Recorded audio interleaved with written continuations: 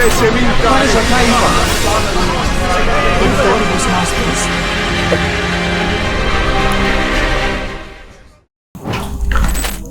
മിശിഹായ്ക്ക് സ്തുതിയായിരിക്കട്ടെ. Good morning holy spirit എന്ന ഈ ശുശ്രൂഷയിലേക്ക് നിങ്ങളേവരെയും സ്നേഹത്തോടെ സ്വാഗതം ചെയ്യുന്നു. പരിശുദ്ധാത്മാവിനോട് ഗുഡ് മോർണിംഗ് പറഞ്ഞ് നമുക്ക് ആരംഭിക്കാം. Good morning holy spirit. നമ്മൾ ഇന്ന് ധ്യാനിക്കുന്ന പരിശുദ്ധാത്മാവിന്റെ ഫലങ്ങളിൽ ഒന്ന് വിശ്വസ്തതയാണ്. തീർച്ചയായിട്ടും ഇത് ധ്യാനിക്കേണ്ടതും നമ്മുടെ അനുദിന ജീവിതത്തിൽ പുലർത്തേണ്ടതുമായ ഒരു ഫലമാണ്, അല്ലെങ്കിൽ സ്വന്തമാക്കേണ്ട പരിശുദ്ധാത്മാവിന്റെ ഫലങ്ങളിൽ ഒന്നാണ് വിശ്വസ്തത.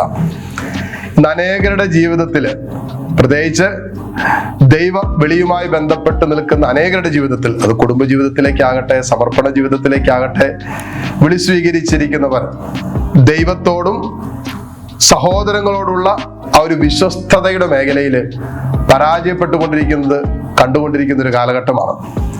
അതുകൊണ്ട് തന്നെ പരിശുദ്ധാത്മാവിലുള്ള വിശ്വസ്തത എന്ന് പറയുന്നത് നമുക്ക് ദൈവത്തോട്, നമ്മുടെ സമർപ്പണ ജീവിതത്തോട്, നമ്മൾ ദൈവത്തോടെടുത്ത കമ്മിറ്റ്മെന്റിനോടൊക്കെ ഒരു വിശ്വസ്തത പുലർത്താൻ നമുക്ക് സാധിക്കും.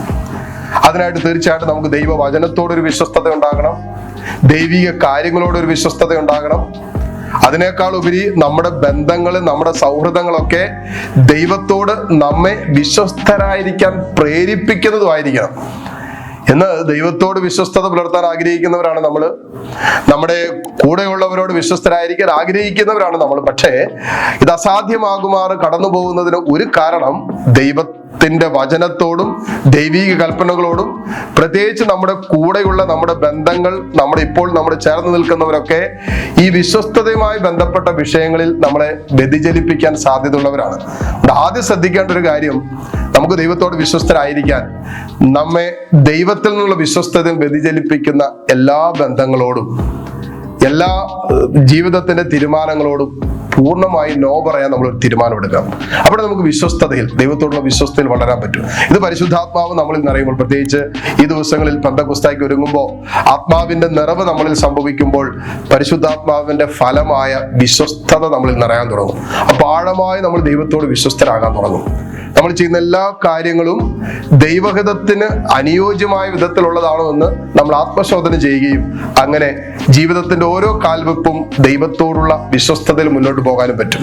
അതുകൊണ്ട് ഈ ഒരു ഫലം നമ്മളിൽ, പരിശുദ്ധാത്മാവിന്റെ ഫലം നമ്മളിൽ നിറഞ്ഞു കവിയാൻ വേണ്ടി നമുക്ക് ആഗ്രഹിക്കുകയും പ്രാർത്ഥിക്കുകയും ചെയ്യാം. ദൈവം നമ്മെ അനുഗ്രഹിക്കട്ടെ. പ്രത്യേകിച്ച് നമ്മൾ ഇന്ന് പഠിക്കാൻ പോകുന്ന, അല്ലെങ്കിൽ മനഃപ്പാഠമാക്കാൻ പോകുന്ന കർത്താവിന്റെ വചനം 1 കൊരിന്തോസ് 1:9. തന്റെ പുത്രനും നമ്മുടെ കർത്താവുമായ യേശു ക്രിസ്തുവിന്റെ സഹവാസത്തിലേക്ക് നിങ്ങളെ വിളിച്ച ദൈവം വിശ്വസ്തനാണ്.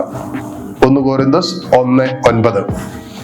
ഈ ഫലം നമ്മളിൽ വളരാൻ നമുക്ക് ഇന്ന് അനുവർത്തിക്കാൻ പറ്റുന്ന, ഈ ദിവസങ്ങളിൽ അനുവർത്തിക്കാൻ പറ്റുന്ന ഒരു തീരുമാനം, എല്ലാ ദിവസവും ഒരു അധ്യായമെങ്കിലും, പ്രത്യേകിച്ച് സങ്കീർത്തനങ്ങളാണെങ്കിൽ നല്ലതാണ്, ഒരു സങ്കീർത്തനമെങ്കിലും എല്ലാ ദിവസവും പ്രഭാതത്തിൽ എഴുന്നേൽക്കുമ്പോൾ വായിക്കാൻ ഒരു തീരുമാനമെടുക്കുക.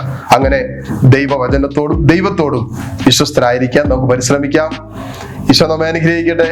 പരിശുദ്ധാത്മാവ് നമ്മെ നയിക്കട്ടെ. ആമേൻ. Bye bye. See you tomorrow. God bless you.